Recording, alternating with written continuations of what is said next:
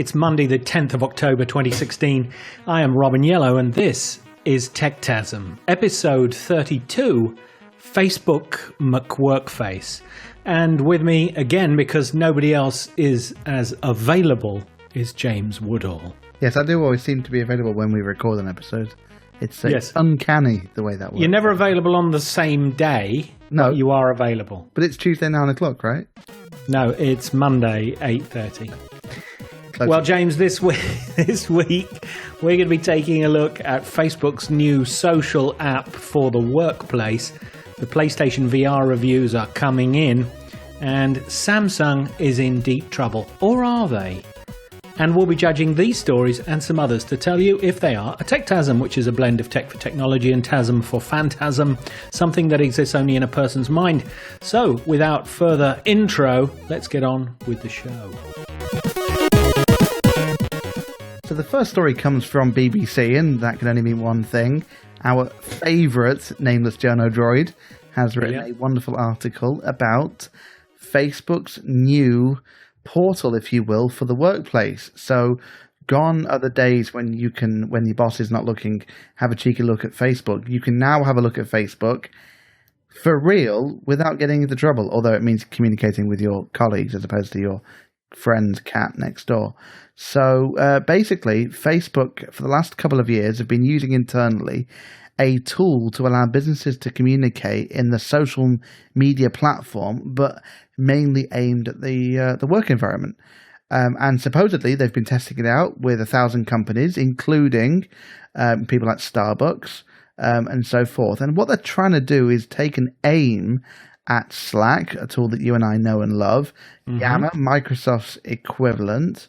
But interestingly enough, they're going to charge a subscription fee for it, which is a complete kind of U-turn, really, from their normal business model of adverts. So what do you think? Well, presumably they're not going to advertise to businesses. Enterprises would rather pay a license than watch adverts, I assume. I guess it depends on the CFO that you talk to, right? It'd be nice to have the option. So it is only available as a subscription only. It doesn't say that. It says Workplace is Facebook's first service to charge a subscription fee, but it doesn't say the only way to access it is via subscription fee, because of course Slack has a very popular free model, which is of course is slightly limited, but it's good enough for tiny teams.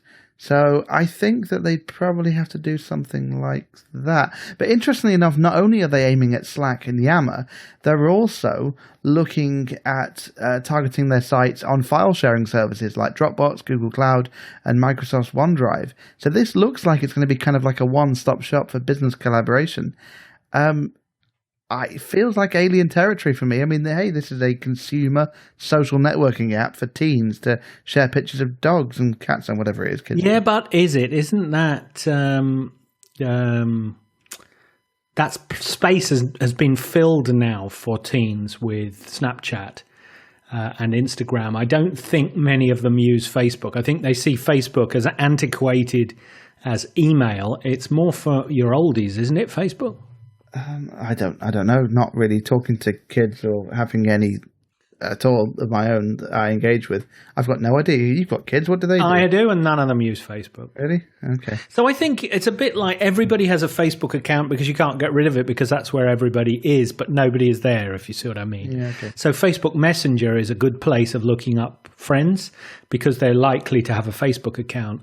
But again, you wouldn't use it for anything else, or you would only use it for those friends that have got Facebook Messenger. Okay, so Facebook now has, though, over 1 billion active daily users. So if people aren't using Facebook, what does I mean, that's a big number, right? I mean, yeah, no, it is. And I think everybody has a brief love affair with Facebook and then moves on to something else. It's where you stick and where you end up, where you stay. Now, Facebook's figures are very impressive. 1/4 of the world's population use it once per month, something ludicrous like that. They're ideally placed with, of course, their knowledge of how to make a social network stick. They're ideally placed to make this work, and the competition is quite weak. I think Slack, beautiful as it is a different proposition to Facebook. And Yammer is, quite frankly, awful. Yeah, and to be fair, I mean, SharePoint is just atrocious. So, look, I love Microsoft. Yeah, but SharePoint's not really a social network, is it? No, but it's got task lists, it's got discussion boards. I mean, it's got all the things that I'm looking at on the screenshot that Nameless Jono Droid has kindly posted onto the article. So, no, you're looking effectively at groups. You're looking members of groups. You're looking at IM contacts, this presence detection. You're looking for sophisticated notifications about new content. You're looking to drive the appropriate content based on your interest and your knowledge. All things which Facebook are world leaders at are encapsulated within the tool. If you look at a tool, let's just take the Microsoft one, Yammer, in comparison. It has all those features, but just doesn't do them very well. It's not very compelling. It's not very familiar because there is no consumer version for people to love. The thing about Facebook for work, the workplace platform, as they're calling it, is that it will have some familiarity. Everybody has used it, and therefore it'll feel more of a familiar place to go. And I think that's perhaps the difference. Not only that I think Facebook will absolutely hit it out of the park in terms of functionality, but it's that familiarity. Yeah, I can completely agree. I mean, there's an interesting trend at the moment with the old guard being replaced by the new companies, because certainly take user experience, for example, no one cared about that 10 years ago. And what happened, I think the iPhone helped change that. When people looked at their enterprise smartphones and they had iPhones, and they thought, well, I'd rather have an iPhone. Whereas before that, people had feature phones and smartphones for business. Therefore, there was no comparison. I think workplace collaboration apps, I mean, Slack, for example, is a beautiful product. It's friendly, it's easy to use. There have been products like Slack before. And it doesn't really do anything new as such. It's just really nice to use. Slack is more real time. I think that the Facebook Workplace will fulfill a role that Slack struggles with, which is to be a sort of knowledge-based knowledge repository. It is very action oriented. It's got a channels infrastructure, channels design, which is excellent, but you've got to know where the channel is and you've got to be invited into it. Facebook perhaps is a little bit more open to all. There's a wonderful tool called Jive, which actually traditionally has been a leader in this space for enterprise social, and it's absolutely excellent in the way that it, for example, caters for projects, people who want to run projects. It's got some tools specifically for those, and for things like community of practice, for identifying individuals who may, for cross-pollinating, I suppose you might call it, looking at what you're interested in and making suggestions in other areas of the site that you could be sucked into, features for which Yammer is completely devoid of. And I just wonder, actually, if you look, I'm not surprised that Facebook have done this because, of course, recently Microsoft paid, how many unicorns was it for LinkedIn? 25. 25 unicorns for LinkedIn. So presumably Yammer is for the way of the dustbin of history, and LinkedIn for business will be their play into the same space. So I think it's going to be an interesting space over the next few years. No, sure. And in fact, I'm just looking now at Facebook Workplace pricing. It is every user has to pay for it. There is no free product. Of course, there's a free trial. I think the pricing is really attractive. Actually, I'm looking at this for my own business. It's $3 for a month up to 1,000 users, $2 for up to 10,000 users, and $1 over 10,000 users. Compare that to Slack. I know we're saying it's not comparative to Slack, but it will certainly do a lot that Slack does. Slack, I think, is about $10 a user. So that's really interesting. Yeah, so I don't think this is a Techtasm. I think the movement of consumer-facing brands like LinkedIn and Facebook into the enterprise is kind of predictable. I'm glad they've run a large beta here with all these different customers that you mentioned. I see in the article, food giant Danone, India's Yes Bank. Well, I'm looking on the website, to be honest, on workplace.fb.com. And you've got Booking.com, Campbell's, Oxfam, Telenor, RBS, Renault. There's some pretty big players that are using this particular service. So I think this is not a Techtasm. It's clearly a real thing, and I guess I look forward to seeing what happens on this front. Do you know, it's just as a final word before we move on, I would say that, for example, Google Apps for Work, the Google offering has got Google Plus as the social network, which is thrown in. It's not very good. I mean, I quite like it, but it isn't very good. Oh, so you're the user. It's good enough. I say it's got a lot better. After it had lost the race, it got a lot better. It was completely re-engineered. That doesn't really help, does it? After nobody. No, but in a corporate environment, that might be useful. So I would say, for example, my 14-year-old daughter was doing her homework on Google Plus tonight for her school. The teacher had set up a Google Plus group, and the students were entering their homework into the Google Plus group. So, there perhaps is a few tricks left in the old dog. Okay, interesting. Anyway, let's move on to the Grawny ad. And this week, Will Freeman is reporting his PlayStation VR review. Now, this the Sony headset, James, if you remember, costs £349. That's not cheap, but it's much cheaper than the offerings from its counterparts in the premium space, the Oculus Rift and the HTC Vive. But what Will says in this article is that perhaps its greatest strength is that it runs on a standard PlayStation 4. Now, you do need to buy a camera as well, but that's, 30 quid, 50 quid. Crucially, there's no need for a desktop computer or extra graphic cards or anything complex like that. And setup is very simple. The whole procedure takes a few minutes. You just plug in a USB and put it the right way up, and off you go. Now, Will, the author here, has played a few of the impressive launch titles, as he describes them, and he says it's apparent that the hardware doesn't provide anywhere near the resolution seen on the Rift or the Vive, but this sacrifice in fidelity does allow for something very important to a VR experience. Can you guess what that is, James? I'm going to say, look, the frame rate is a really crucial thing. It's frame rate. Yeah, that's it. It's the frame rate. And why is frame rate important? Well, because I guess you're moving around, right? You're going to get motion sickness if what you're seeing doesn't quite match up with what you're feeling. I'm guessing. I heard, was it Palmer Luckey was going on about how they needed to get 90 frames a second on the Rift for that, so I'm guessing...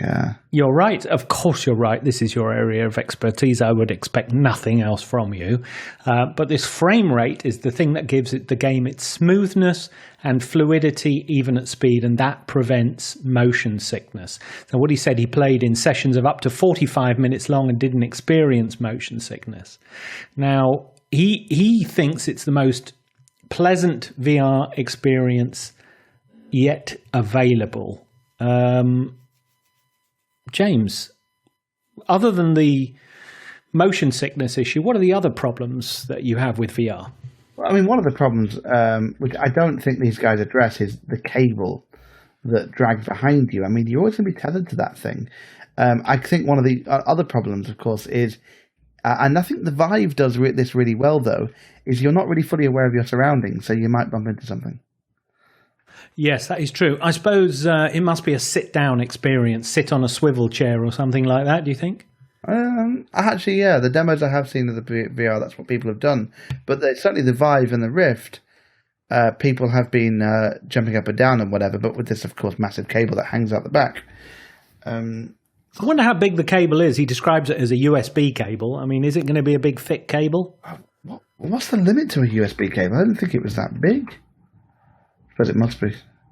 Well, maybe it's got a USB plug on it, but it's a special proprietary. Probably. No, it can't be, because they're just USB plugs, aren't they, on the front of the PlayStation 4? Well, actually, in my office, we've got an Ethernet cable that translates itself to HDMI because Ethernet travels further than HDMI. How weird is that? So, who knows? You're right. Maybe it's a special plug that does, in fact, go to USB. Well, it is. It's not a parallel cable. It is serial. So, in theory, it should have a good range, shouldn't it? I suppose so. But hey, look, it's really interesting about the PS4. What I think the pricing is interesting, and only Sony could have done this. And that's because for the Rift to work, you have to have a really good PC, so you'll pay for two things. For the PlayStation VR to work, you've got to already have a PlayStation.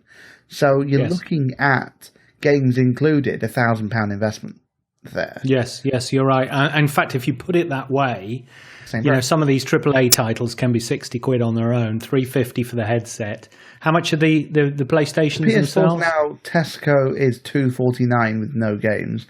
Oh, so, okay. I mean, 650, 700, yeah. Yeah, so with the camera that you need of course, the camera as well. So you're looking with a game, you've got £800.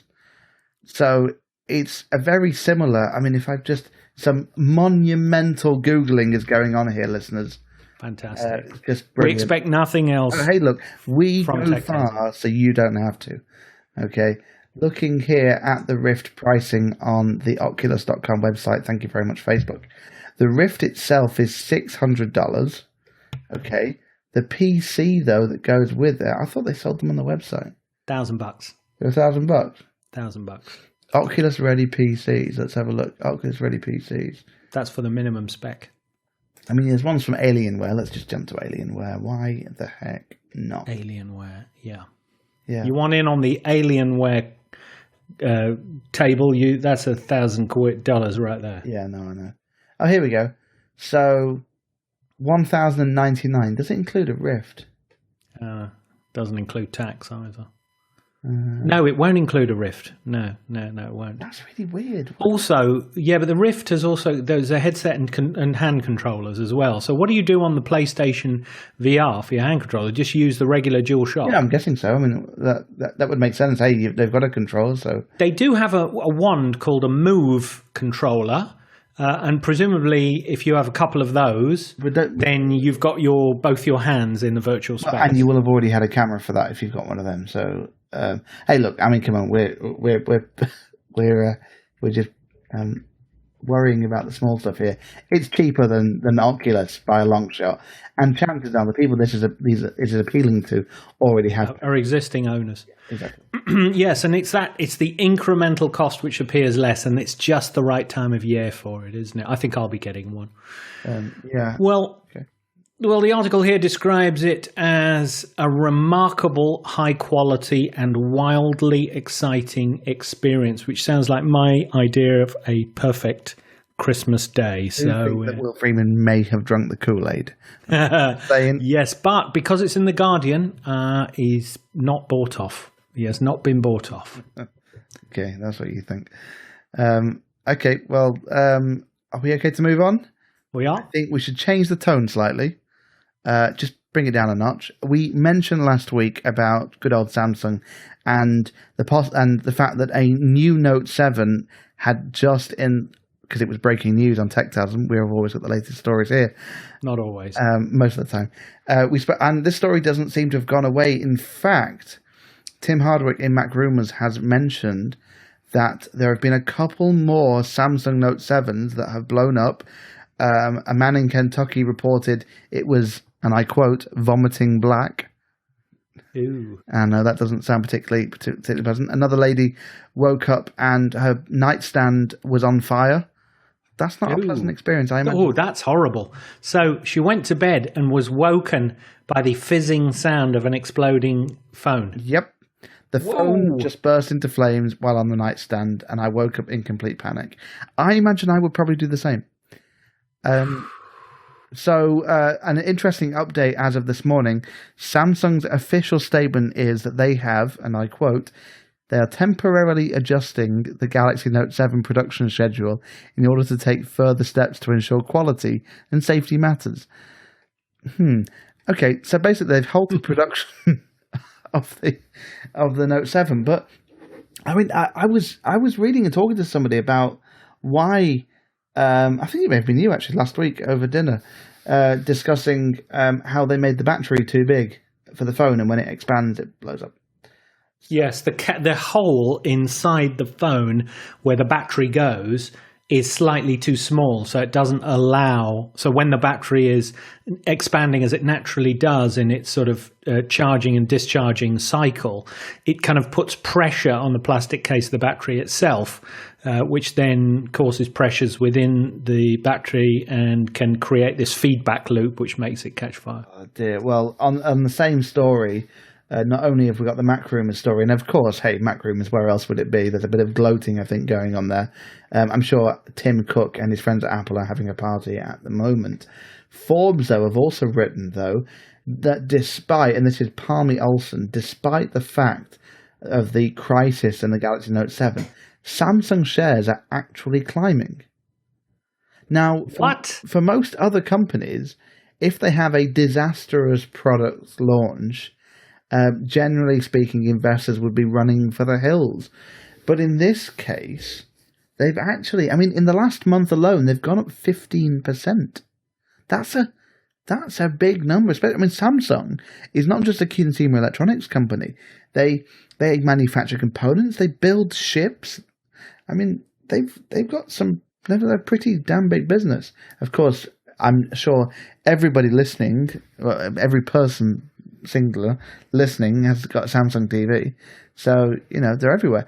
And the reason for that is because there's actually a large US hedge fund that have actually been pushing and buying up a lot of Samsung stock. Yes. To try and push the company to restructure. They want to float part of Samsung, mainly the consumer electronics division, on the Nasdaq. Well, this kind of pressure, of course, isn't unprecedented. Carl Icahn in 2013 pushed very hard for Apple to do a share buyback. Yeah. And, presumably there was some kind of veiled threat or corporate, share buyout implicit in that as well. So, I think it's a bit, the vultures are circling. They see weakness, structural weakness, and also financial weakness in the way that Samsung has far too much cash, $69 billion on its balance sheet. And they want to kick it while it's weak, as they do. Yeah, the thing is, though, this kind of thing is not really normal for the Asian markets. In the US, they're a bit more kind of, a bit more aggressive with this type of thing. I mean, the East Asian market is, I think, quite gentle in the way they go about doing their business. Certainly on the Japanese are, I imagine, and maybe I'm just making sweeping statements here. I apologize for all of our South Korean listeners. But I don't know. It's interesting. Investors clearly like what is going on because this hedge fund only owns 0.6% of Samsung, but their actions are able to change the shape of the stock. So something's going on. Something I certainly don't understand. Me neither. I think that Samsung are going to go through a change. They're clearly too big a creature to go down because of one PR disaster, which is what the Note 7 has. In fact, the number 7 has had for them. So I don't think that's going to happen. But it could result in either a massive payout. Yes. In terms of, they just need a couple of injuries and a class lawsuit and they're into big money. Let alone the reputational impact, but also the impact on the rest of the range. If they get if this goes on much longer, they'll get a reputation as being the burnout brand, and people will stop buying them in droves, especially in the US market, where there are credible alternatives. The iPhone, obviously, being a phone which is ironically made in China. Yes. But again, being something which has got an American design on it, similarly the Pixel phone, an American design. Yeah. So, Americans are notoriously jingoistic when it comes to this sort of thing. So I could see it being, a 5-year journey for them over there. But let's take a look at this opportunity from the American VCs to fix the company. That's an opportunity for them as well to pivot into something else because they do make fantastic phones. But what there's a couple of points there from what you said. The ironic thing about the iPhone is it contains a lot of Samsung components.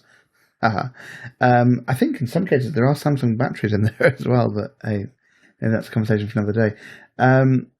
The difference though with Samsung though is they may be a public company, but they actually have a massive shareholder, a chap called Mr. Lee, who owns a huge percentage of Samsung. It's effectively his company, which is actually, that's not normal for a US company.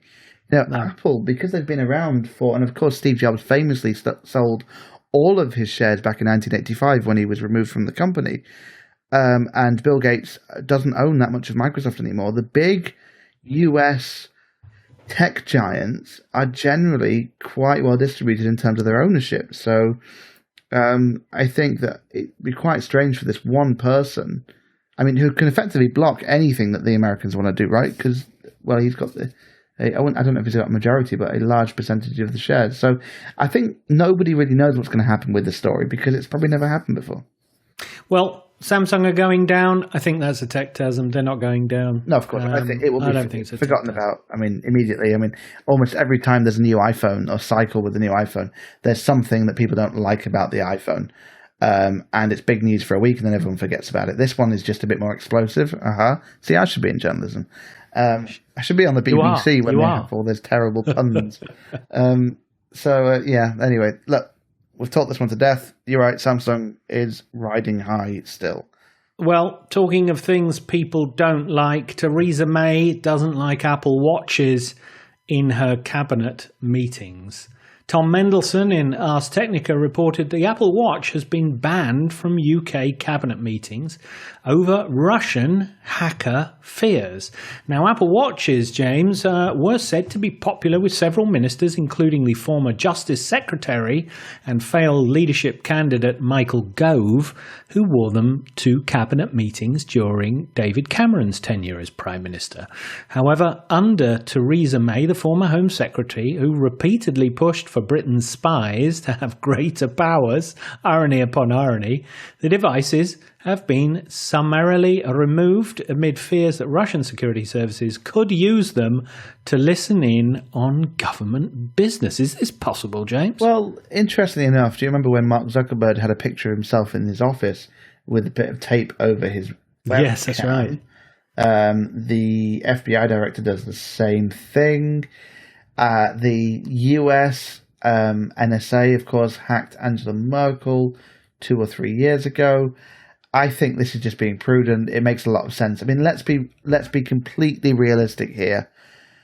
If a malicious actor wanted to find a vulnerability in a consumer electronics device, they'd have an easier time than if it was a military grade device.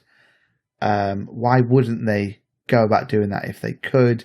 These devices have all got microphones on them.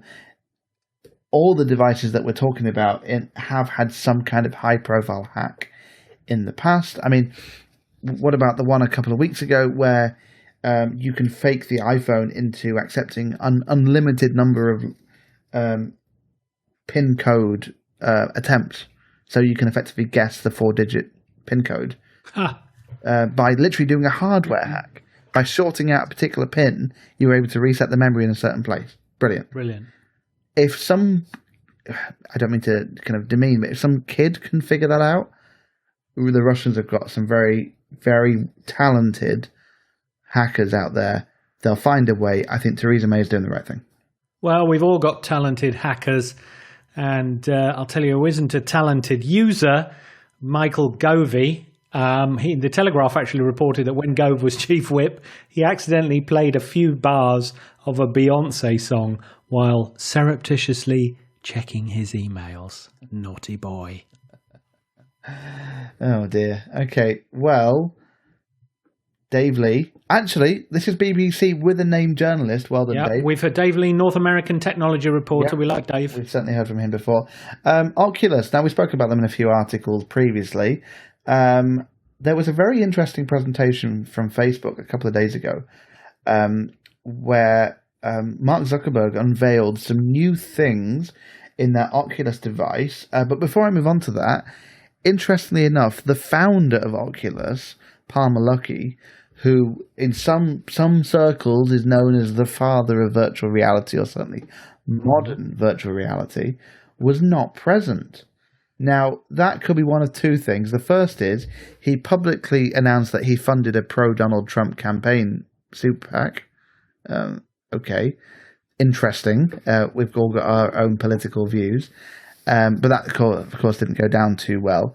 And the second is, and I quote from technology analyst Ben Woods, the company has moved on from someone jumping on stage in flip-flops and Hawaiian shirts saying crazy stuff. It has to be professionalized if this is to be a cornerstone of Facebook's future. Oh. How very interesting. So goodbye, Palmer Luckey. I mean, hey, look, the guy did a good thing, but maybe it is time that Facebook stepped in. I mean, they did pay, was it $3 billion for Oculus? I mean, they've probably spent that just bringing the damn thing to market. But onto what they actually announced. There's a really good video on Mark Zuckerberg's Facebook timeline, which you should watch. I know you don't use Facebook, but I suggest you do, where basically he hosts a meeting in virtual space with two colleagues who aren't in the room, and then he takes the meeting to his office and then to his home, to a 360 view of his home with his dog. He then, using Facebook Messenger inside the VR experience, calls his wife and then takes a selfie of himself as an avatar. He jokingly said he looks like a much younger Justin Timberlake. His wife on Facebook Messenger and his dog all in the same photo. It was an amazing demo. You should watch it. What do you think? Well, I think it was an amazing demo, just like in fact, it was $2 billion they paid for Oculus VR. He definitely has got a nose for a good deal, and the wireless headset, truly impressive. Did we actually see inside the wireless headset, or was that just a kind of working model? I mean, they said it's not ready yet. I mean, Mark Zuckerberg made it kind of perfectly apparent that this is what's coming. It's still early, so I don't want to get your hopes up too much, was what he said. So okay, so the great demo aside, the problem still with the Oculus system is the great big wire, the need to be tethered to a laptop, and the fact that, have they released the controllers yet? I don't even think they've released the December. Oh, okay, right. So they're close. The wireless, for me, the wireless headset was the interesting thing. There is a thing, James, called ultra wideband. Have you come across this? I have, but I'm thinking Bluetooth, and I'm probably wrong there, aren't I? Well, no, it's not too far off. Ultra wideband is a technology which uses very high frequency. The higher the frequency, the shorter the range, effectively, but lots and lots of channels all next to each other, all bonded together.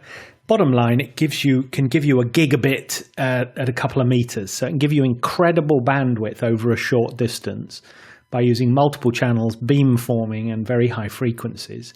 And this technology has the possibility to bring extreme low latency, very high quality video imagery wirelessly into your head. Now, obviously, what we have nobody's worked out is how you do this at sort of super low power, but it is something that's been around for a few years in theory, and it could be that this wireless version he showed off used something like that. So at first when I saw that, I thought, yeah, whatever.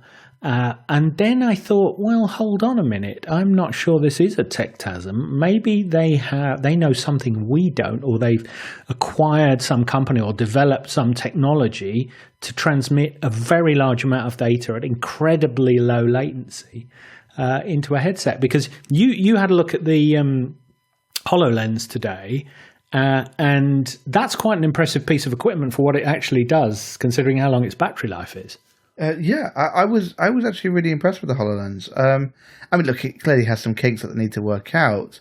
I mean, what I really like about the HoloLens, I think the best thing about it is you can run standard Windows applications in it without any change. So from a business development perspective, brilliant. Love it. Fantastic. I want more. The one thing I will say, though, about the HoloLens is it's not quite finished yet. It's clearly not a finished product. So it's difficult to have a judgment for it, and maybe that's why people like Mark Zuckerberg give you a demo and say it's not quite ready yet. So, So I'm not sure what the Techtasm is, other than they've professionalized up the demo a little bit and did something quite impressive. I mean, it's easy to turn a virtual reality into something quite impressive looking to an audience zealots. So I'm not sure what the Techtasm is here, James. Well, I don't think there's a Techtasm as such. But if we reference the PlayStation VR story when we said Oculus is really expensive, Facebook is being the daddy here and fathering this product to turn it into a real thing. Palmer Luckey did an amazing job of getting it off the ground and showing the world. Because if it wasn't for him, right, Facebook wouldn't even be building a VR headset. Yes. Perhaps. I mean, well, who knows what, But I think what this shows is Facebook is taking it seriously. They have to bring the price down. So when we start talking about this next year, the VR and Oculus will be the same price, and they'll be focused on features, not cost. So, well, I'll tell you what, I'll get the PlayStation VR, you buy the Oculus, and we'll compare notes. Okay. Deal.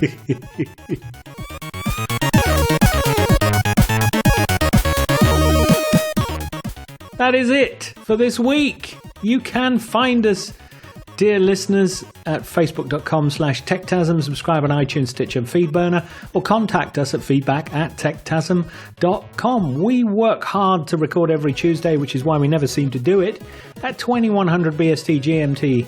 But for now, this is me, Sir Robin Yellow. Me, Mr. James Woodall. Asking the question on your behalf. Is it real, or is it just a Techtasm?